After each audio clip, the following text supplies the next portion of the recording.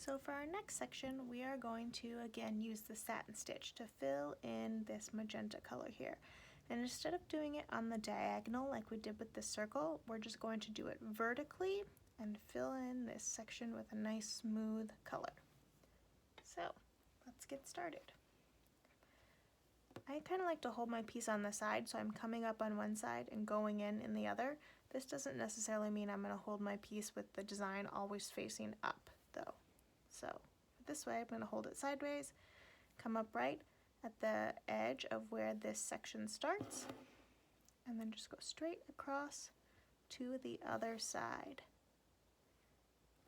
And again, we'll come up right next to where our last stitch was, and then go straight across to the other side, just filling in our satin stitch here. We want these to be nice and smooth and flat, and all going in the same direction.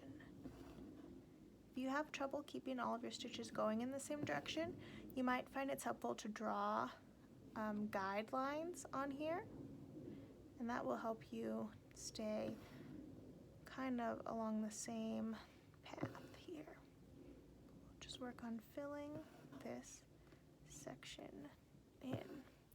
You'll kind of notice I'm tucking my needle a little bit underneath that back stitch section I did, and that's just so I don't see the ends of my stitches, so it looks like the pieces just flow together and are nicely cohesive